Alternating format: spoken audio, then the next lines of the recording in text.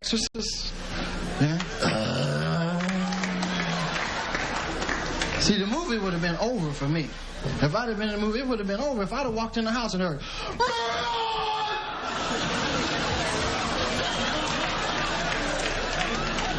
That would have been it. Wouldn't have had to go no further. Right, with all the extras? No. Brothers exercise the devil every day, though, with 2 words. Be cool. Well, when it comes to the greatest comedians of all time, Richard Pryor is at the top of the list, if you ask many. Well, now there's a new play called Unspeakable. It takes a very real and raw look at his life. Yeah, joining us is James Murray Jackson Jr., who stars as Richard and co-wrote the play, and Ife Butler, who plays Richard Pryor's grandmother. Welcome to the both of you. Ife, welcome back. James, thanks for being here. Welcome. Yes, now big Richard Pryor fan growing up, I take it?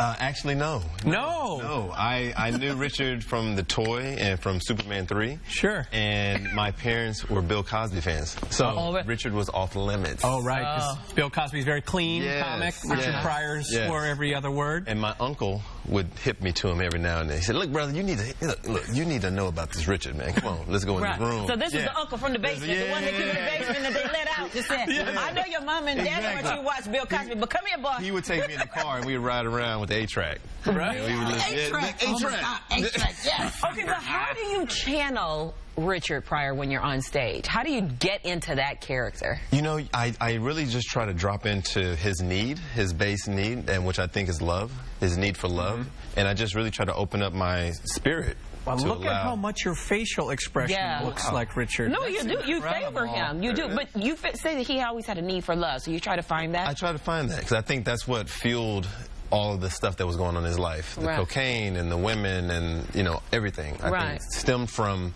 him needing something to be filled. But the one consistent was the grandmother, right? Absolutely. She was consistent in his life. Consistent, and he always listened to her, and she was definitely his best girl when it came to it. And until the day she died, the wives were very excited when she left because, when she wasn't around, they kind of had their way. But when she was in the picture, Richard only did what his grandmother did. She loved him and adored him. And she had many grandchildren, but this was her one child, the one that she was determined was going to make it. She was going to hone him. She was going to love him. She was going to recreate him. She was going to do everything in the world for him. Right. She fought for him. Right. Yes. And it was an acting class that really inspired the idea behind this show? Yeah. The summer of 2000, I had a big afro, and people kept saying that I looked like a young Richard Pryor.